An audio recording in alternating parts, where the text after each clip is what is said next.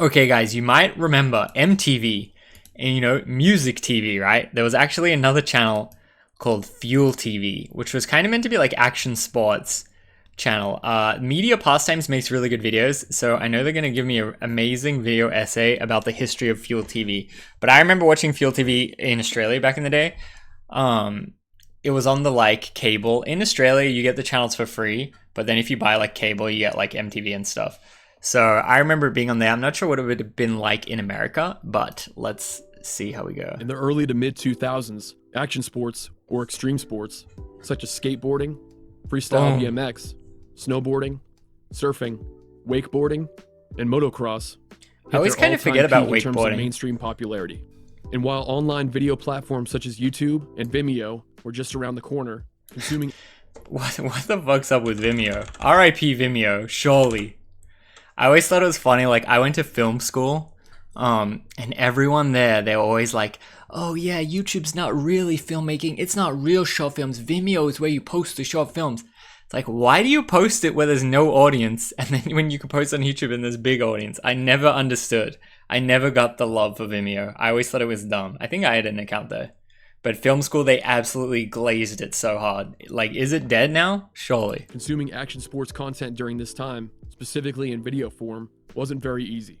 The Fox Sports Media Group took notice of this and jumped at the opportunity to start a new TV channel, which focused exclusively on the world of action sports, with the name Fuel TV. But less than a decade after its debut, the network experienced drastic programming changes and eventually went through a complete relaunch. We'll be discussing the rise and fall of Fuel TV on today's episode of Looking Back.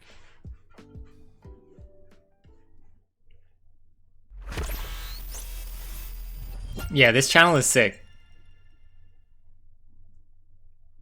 I feel like I'm the target audience. Before we begin the video, I want to make it clear that I'll be discussing Fuel TV from the perspective of the North American viewing audience, specifically in the United States. Those of you who live in other parts of the world were probably scratching your heads in confusion when you saw the title of this video, because Fuel TV might not have been taken off the air in your country.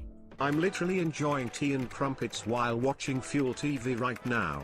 You bloody What? wanker. It's still on? But we'll dive a bit further into that later in the video. Because they were pretentious and Vimeo felt pretentious, those kind of people are loyal. I bet it's still active. Yeah, it felt very pretentious. When I said that the early to mid 2000s was the time in which action sports hit their peak mainstream popularity, I meant it. My YouTube analytics data tells me that I don't really have a lot of younger viewers, but I'll try to explain to all 9 or 10 of you what the world was like in those days. That's like mine Basically, too. You couldn't go through everyday life without seeing an action sports athlete or some kind of reference to an extreme Put a 1 in the sport. chat if you're male Whether it was watching right now. cartoons like Rocket Power, or American Dragon Jake Long, movies like Lords of Dogtown, Motocrossed, Grind, Yes, Grind is and best. Zolar, the extreme sports movie, featuring everyone's favorite alien. Check out my son. Solar! Hola!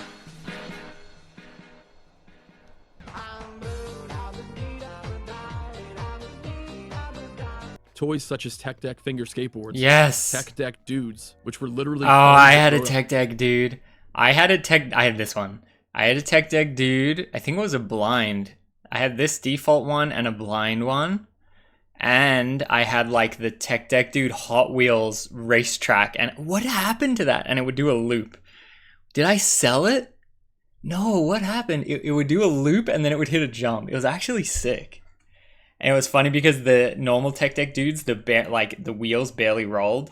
But when I got the Hot Wheels one, they give you like bearings that like actually rolled. Skateboards. Flick Tricks Finger BMX and Finger Dirt Bikes. Happy Meal toys based on Tony Hawk's Boom Boom Huck Jam. There were even commercials in which the product being advertised had nothing to do with extreme sports that featured surfboards, BMX bikes, and Ritz Bits crackers pretending to skateboard on a half bite made out of pizza. My gosh. And don't forget about the countless The extreme glory sports video days. games Tony that were Hawk's coming out 3. at the time. Activision was responsible for publishing a majority. Should we play some of these? Damn, I didn't know there was a wakeboarding one. Kelly Slater's Pro Surfer. Matt Hoffman's Pro BMX. Honestly, I don't think I ever played Pro BMX. Sean Palmer's Pro Snowboarding. Never played that. Wakeboarding Unleashed. I like how they tried to make a Tony Hawk in each category. I feel like the only ones that were really successful was Kelly Slater and Shaun White.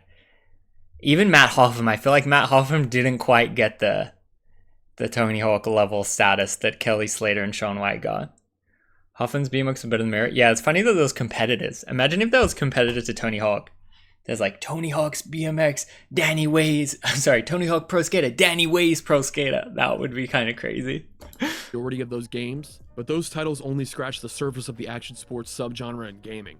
Despite all of that, the availability of action sports content Gigantic broadcast on skateboard television was ridiculously scarce. In the 2000s, I was what you would call a casual skater. So in other words, I was never any good. And that was really the only extreme sport that I participated in, if you consider riding down the street or ollieing off a curb extreme. So I really can't speak for fans of other action sports, but based on the research I've done for this video, it looks like we were all kind of in the same boat when it came to a lack of televised content. Fans of skateboarding, motocross, yeah, because I remember this time period and it was hard to watch skating. Like when I was starting, you had to go to the skate shop and buy a DVD. Like that's the only way to get a skate video, really. There's like a brief period like where it didn't become as prevalent on the internet and like you had to buy the DVD. But like I would go to the skate shop, buy a skate DVD, then watch the skate DVD. And then occasionally you see skating on TV and you go, whoa, skating is on TV? Like what? I really remember that. Freestyle BMX, snowboarding, wakeboarding, and surfing had the summer and winter X Games to look forward to on an annual basis, along with the now defunct Gravity Games.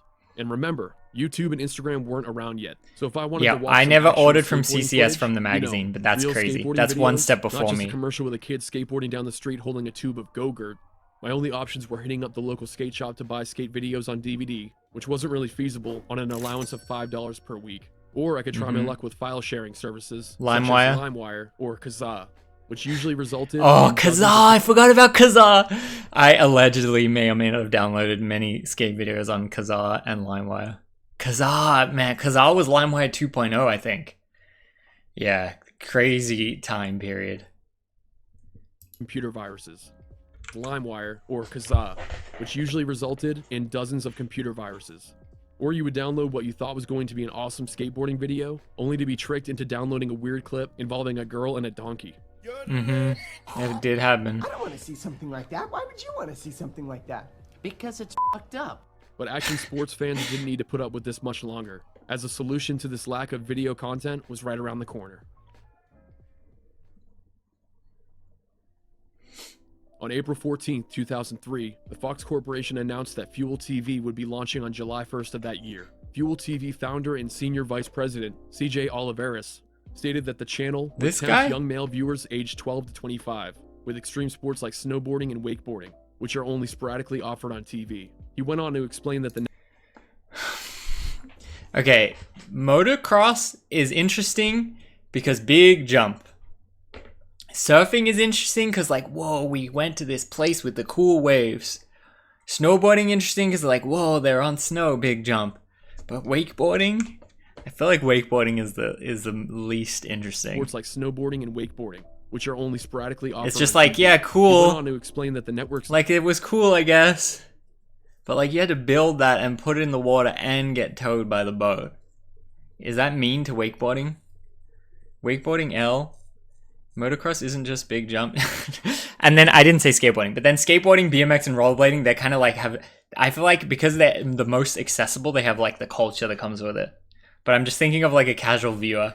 I feel like if I was a casual viewer, just random dude drinking beer on Sunday, want to watch something, I feel like wakeboarding is the snowboarding most and boring. wakeboarding, which are only sporadically offered on TV. He went on to explain that the network's name personifies the power, the passion, and the depth of these sports and the influence Boom, they play big in youth jump. culture. CJ was no stranger to the world of action sports, as he previously worked on the action sports series Blue Torch TV, which aired on the Fox Sports Network.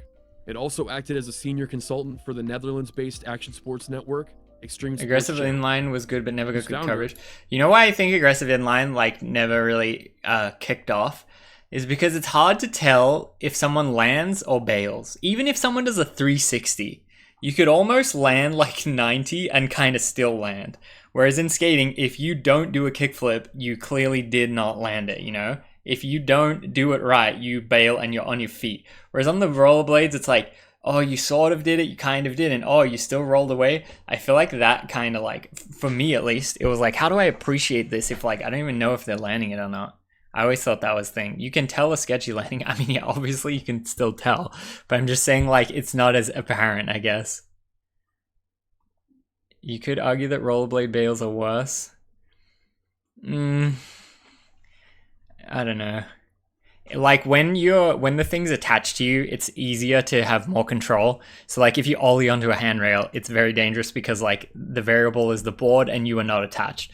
But when the shoe is attached to you, like, you don't have as much, not risk, but you can jump onto the rail with more certainty that that your wheels are going to be under you because they're literally strapped to you. Whereas when you skate, it's like there's way more uncertainty. Played an important part in the development of my Fuel headphone TV, is really not as working. he was whose founder played an important part in the development of Fuel TV, as he was the individual who pitched the overall concept of Fuel TV to the senior VP and general manager of Fox Sports International, David Sternberg, using the Extreme Sports channel as sort of a blueprint to follow during the development of Fuel TV. Also, it turns out that the name Fuel TV wasn't completely original. There was a weekly program called Fuel TV based out of Chattanooga, Tennessee, which aired during the Saturday night paid Of course, there's programming another slot thing on called the Fuel local TV. It's kind of WB vague. affiliate station WB53 between the years of 2001 and 2003. It seems like this Fuel TV show did display some action sports. The program mostly featured musical acts, ranging from local unsigned artists to nationally known bands, such as the Misfits, Everclear, Nickelback.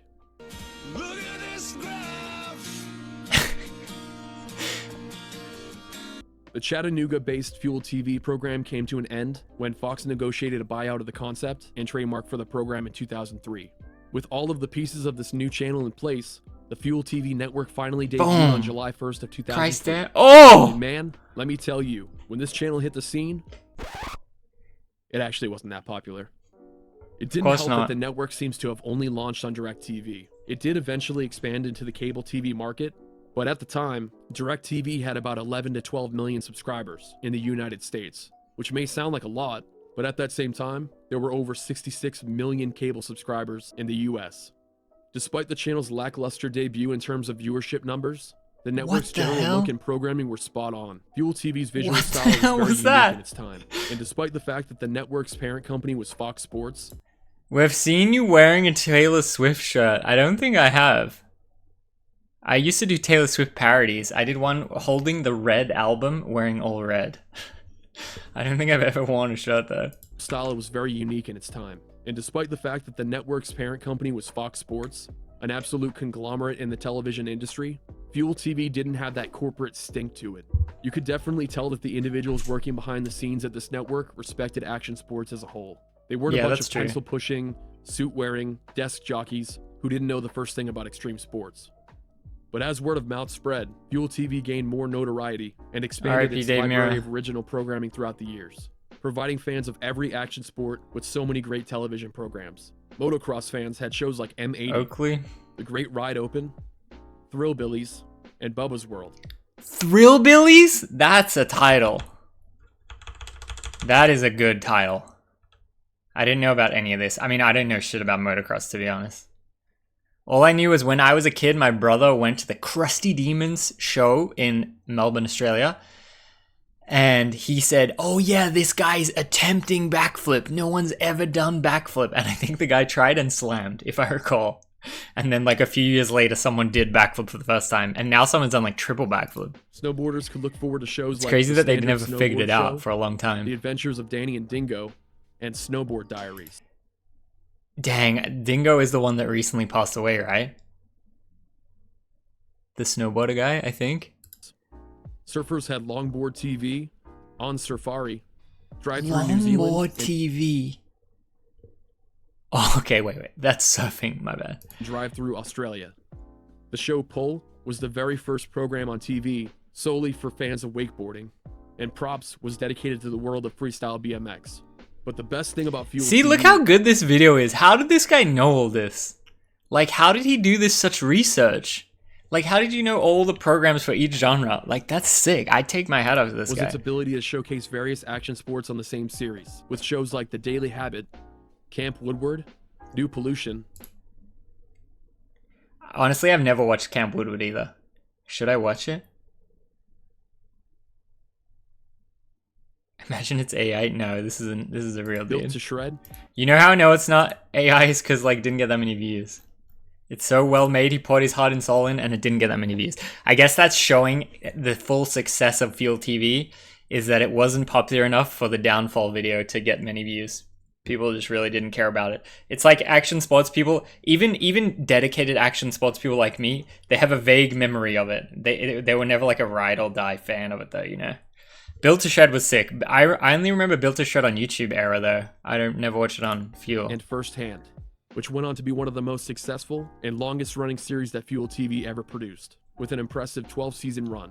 Like I said, skateboarding was my favorite action sport, but even I found myself sitting down to watch full episodes of Firsthand that didn't focus on skaters, because the episodes were just so well made. Speaking of skateboarding, Fuel TV was an absolute paradise for skaters.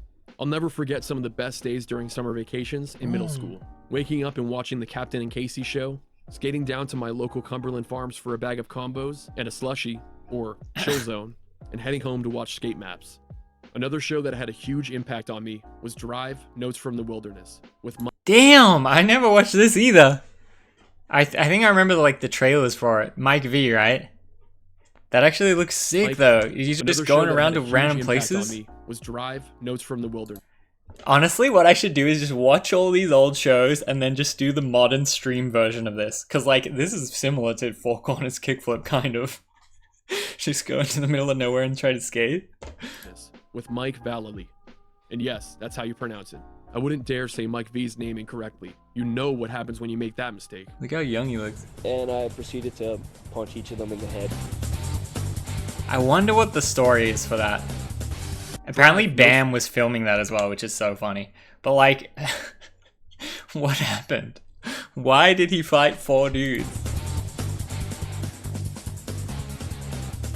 Drive, Notes from the Wilderness was a spin-off series of a documentary that Mike starred in, called Drive, My Life in Skateboarding, both of which involve Mike Vallely taking a cross-country road trip, stopping at different skate spots and interacting with local skaters and pro skaters alike.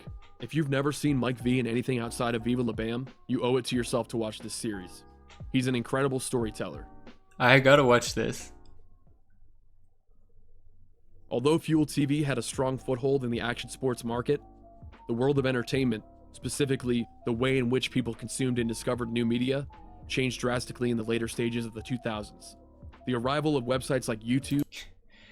Oh yeah, this is. It says it in the corner, Chris Chan. I was like, wait, is that Braille? No, it's Chris Chan. This video was like, POV first day at the skate park or something. It's kind of like satire. Changed drastically in the later stages of the 2000s.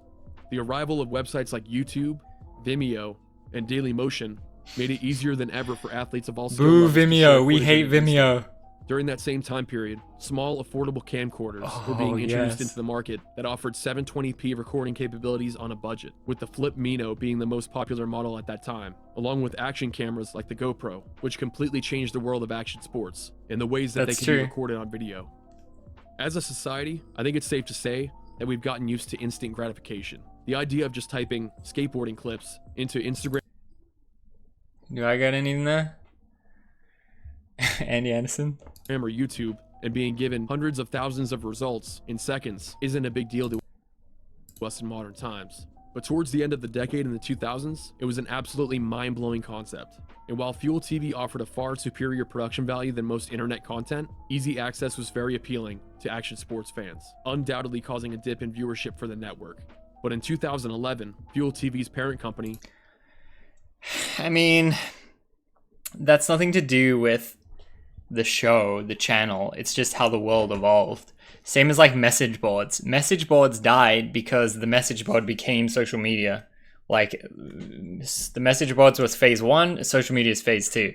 Same as this. TV was phase 1, internet media, YouTube, Vimeo was phase 2. So I don't think that's any kind of representation on the channel. That's just entertainment as a whole. Causing a dip in viewership for the network. But in 2011, Fuel TV's parent company, Fox Sports, signed a deal that essentially spelled the end of the network's action sports programming lineup.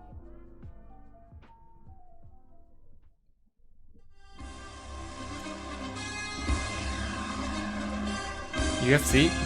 Young Joe Rogan? 2A at the Fox Network Center. I'm Joe Rogan, and I'm very excited that you're able to join us today for this historic moment for Fox Sports and the UFC. To kick things off, I'd like to introduce the distinguished executives Smoke weed every day. who we have available to make today's historic announcement and answer your questions. Vimeo seems In nice. August of No, I'm 2000 anti-Vimeo. I hate Vimeo. 2011, a multi-year partnership was announced between the Fox Sports Media Group and the mixed martial arts organization Ultimate Fighting Championship, aka the UFC. Essentially, Fox's various sports networks were granted exclusive rights to broadcast live events held by the UFC, along with original UFC-branded programming. During that time, Fox owned a number of regional sports networks, along with the network Speed, and obviously, Fuel TV. From what I can tell, they initially planned on broadcasting most of their UFC content on the FX network, which was sort of a weird decision, because that network I'm is curious mostly to see known for what- its original programming and airing blockbuster movies. But apparently they plan to air additional events and programs on Fuel TV, which wasn't surprising, as they had just debuted the comedic fighting show hosted by Jason Ellis, Ellis Mania, which was That's Ellis? a pretty big departure from the usual action sports programming that Fuel TV offered. By December of 2011, just 4 months after the partnership between Fox Sports and UFC was announced, an article was published via MMA Weekly, in which Dana White, president of the UFC, reported that Fuel TV had already seen an 11% growth in its subscriber base because of the partnership. In the same article, George Greenberg, Fuel TV's executive vice president and general manager, was quoted as saying, "We, Fuel TV, will market the living hell out of the UFC." And they did just that.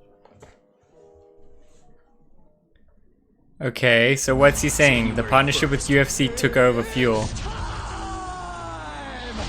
Fuel TV and the UFC are teaming up, and something big's going down. So I guess is he saying is like Fuel TV started this thing with action sports. At first it was cool, then it just went boom, boom, boom, boom, boom, and then they say, hey, oh, UFC's hot, let's put it on Fuel, and then it goes, poof. Is that what he's saying? And that basically just like absorbed it? Bringing you more UFC coverage than any other network. And it all starts with an unprecedented 24 hours of UFC. In 2012, not only did the programming lineup on Fuel TV change, but the network would see a full rebranding, ditching the sharp-edged, vibrant logo that the network had used since its inception, instead going for a tougher look that matched its new UFC-centric programming lineup. Okay, it makes Action sense. sports content Same was still you. shown on the network during this time, but that would quickly change. By the end of 2012, Fuel TV was essentially Wait, so, I mean, he said it's off air now. That's crazy. I had no idea that that's what Fuel turned TV into is. the UFC channel, and for good reason.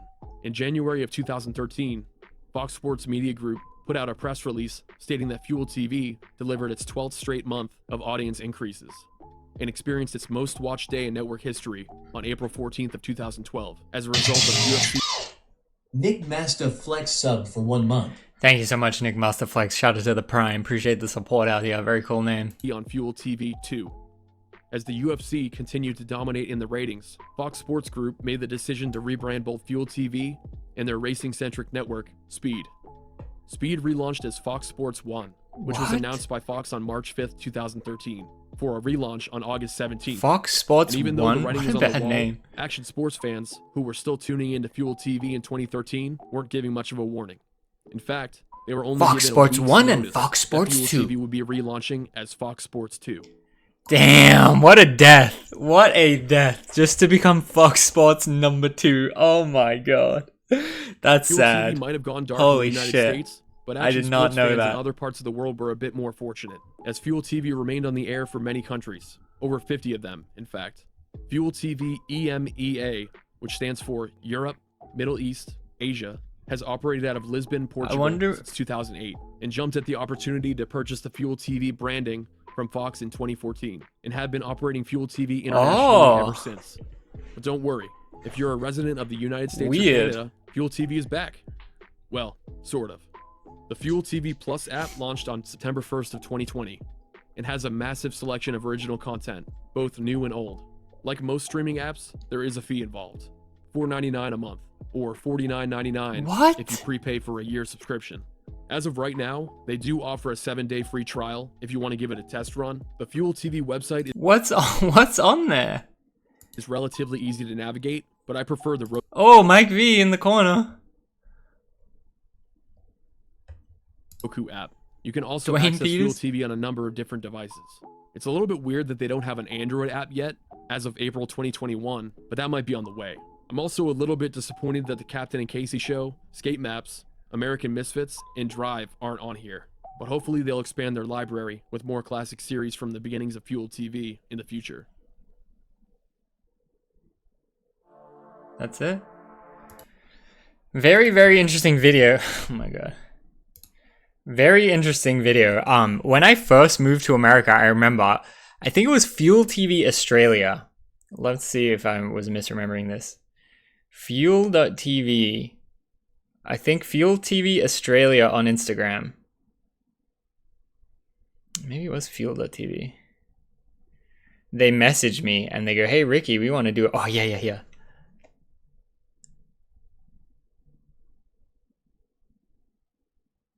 They said, Fuel.tv, they posted me once and I go, we should get on a call and work together. And they go, thanks. They go, we should definitely jump on a call. Cheers. Email me at this email. I remember, I think it was not that time, but another time Fuel TV Australia was saying, Ricky, we want to make a show with you. And then I said, oh, I just moved to the US. Can I fly back? And then they were like, oh, I don't know. And then nothing ever happened. But I always thought that was kind of interesting. I mean, what kind of show am I going to make? A Fuel TV show. Could I pull it off? Maybe. Maybe we got a lot of guests type shit. But yeah, that was really cool. That was sick. What a sad death to just be. That's how it kind of goes though, is if like it's starting to go good, then it's going down. Then what can you do? But it's interesting now that Dana White, who owns the UFC, now bought Street League. So it's kind of like full circle that Fuel became the UFC, Fox Sports 2, and then now Dana White buys Street League. It's kind of a crazy circle. How is Red Bull TV not a thing? They tried to do it online, I remember. They tried to have Dana White's kid skates. Damn, I should hit him up. Have I heard him mention that? That's funny. That's very interesting. Hey dad, I like skating. Let me buy Street League for you. I don't know why he bought it, because like it must have been a package deal, because surely he knows it's not going to make any money. I don't know. The Wild Boys. Good first time chat. Nick Masterflex. The Wild Boys. Okay, well that was very interesting. Shout out to Fuel TV. Shout out to Media Pastimes.